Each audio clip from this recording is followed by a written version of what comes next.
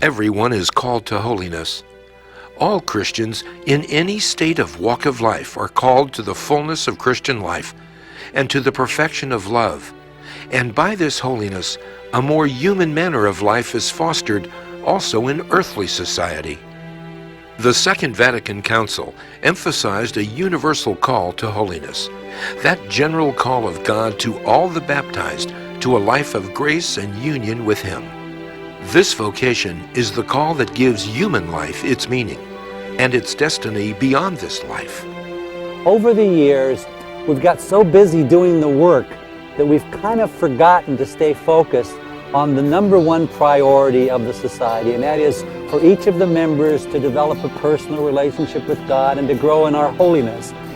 The church. What is the church? The church is not made of bricks and mortar. We are the church, the people of God, and we lay faithful, find ourselves on the front lines of the church's life.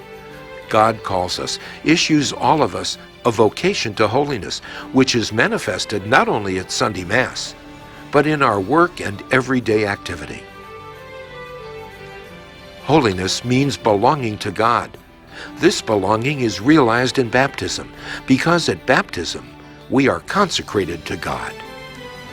Pope John Paul II says to the laity, "There cannot be two parallel lives in your existence as lay men and women. On the one hand, the so-called spiritual life with its values and demand, and on the other, the so-called secular life, that is life in a family, at work, social responsibilities of public life, and in culture." So we, the laity, have the vocation, the challenge, to seek holiness in our work life or family life, our community involvement, friendships, all aspects of our life. As Vincentians, our quest for holiness can also be pursued within the society. I got involved back about 85 when my mother and father were involved in the conference at St. Pius X in Dallas.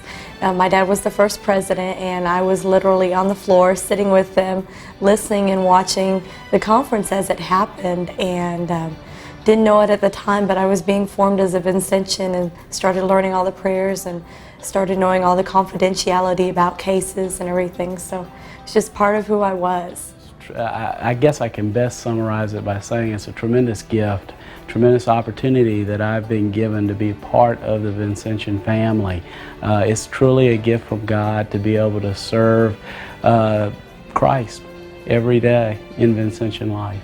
I get a lot of gratitude from making a difference in other people's lives, and so I think that's my reward.